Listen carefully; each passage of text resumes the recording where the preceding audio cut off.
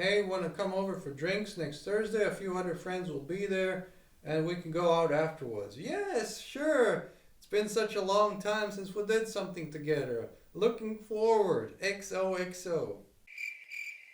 Oh my god, I don't want to go. What was I thinking? You can divide people in many different categories. Dog people and cat people. Progressive and conservative. Scientific and artistic. Apple and PC users. Those who have already clicked the like button and those who are going to do it now. And then we also have introverts and extroverts. Whatever your profession, whatever your hobbies, wherever you live, whoever you are inevitably surrounded by people. Your family, your colleagues, bosses, clients, professors, your partner or partners, all of them are human beings like you. However, not everyone is absolutely talented for interacting with other humans. And not everyone absolutely likes doing it, especially not when it comes to being among big amounts of people. So it's no wonder that this distinction between being an introvert and extrovert has such a prominent position in psychology. On the one side, there are people who thrive in social situations. They enjoy being among others, exchanging stories and opinions, being in big groups, seeing new faces, meeting new people, being the center of attention. This is what energizes them and makes them feel good. And then there are others who prefer being at home alone or being with just one person at a time. And they experience just as much, but perhaps not on the outside, but in their inner world.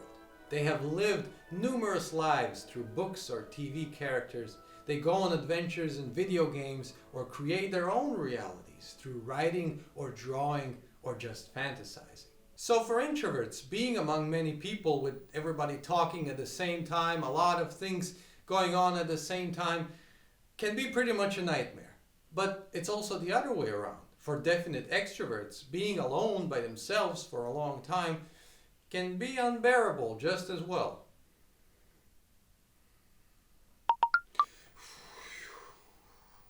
Now, most of us were taught that it's good to be a people's person.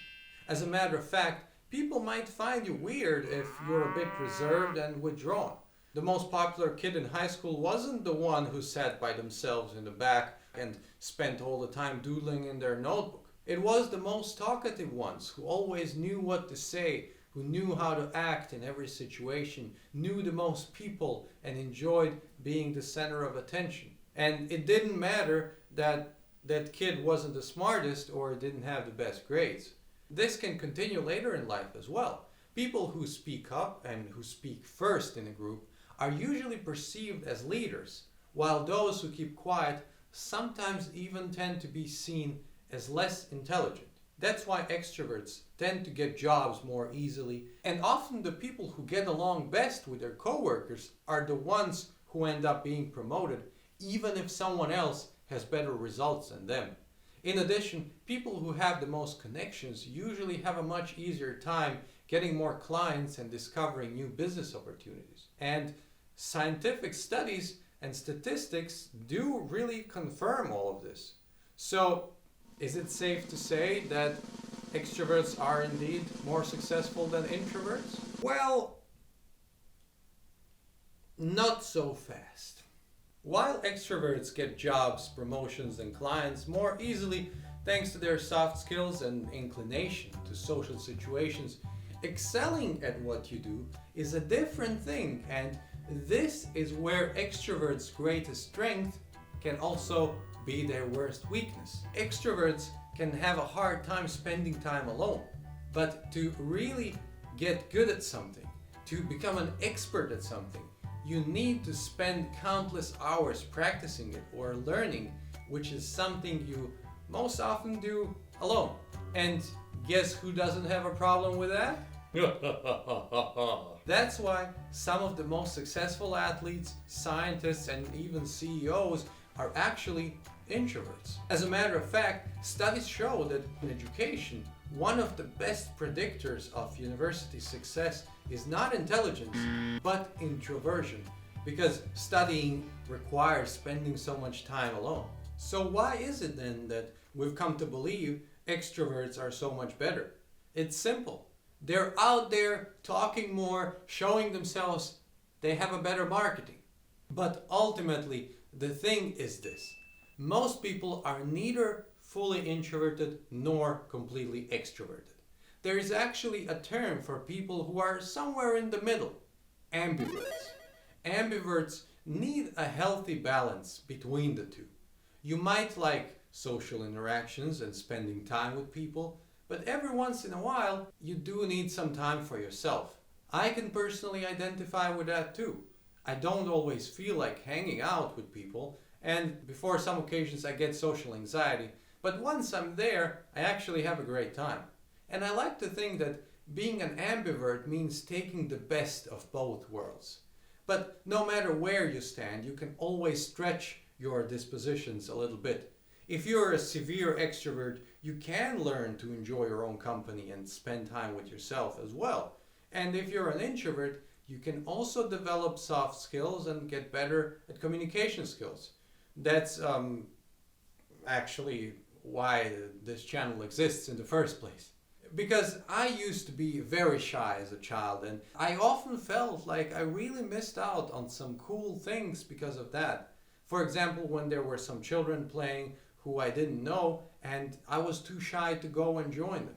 I also remember spending most of kindergarten wishing to play with other children, but didn't have the courage to go and talk to them.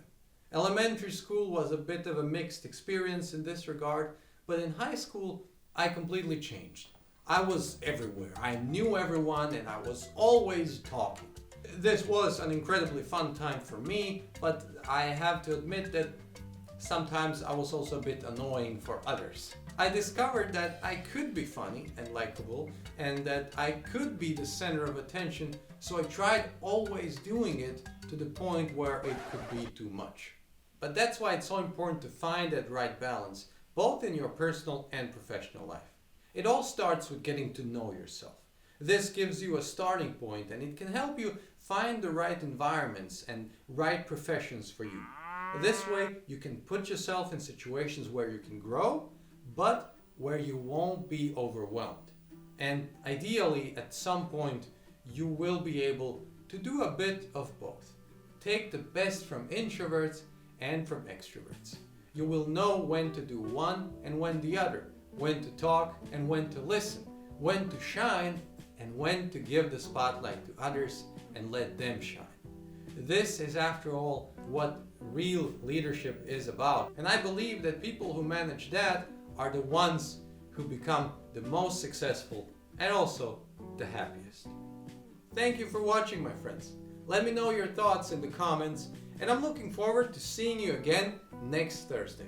By the way, when subscribing, make sure to also click that little bell icon, because otherwise you don't get notified when new videos come out. When you click it, you will never miss them. Thank you and have a great day.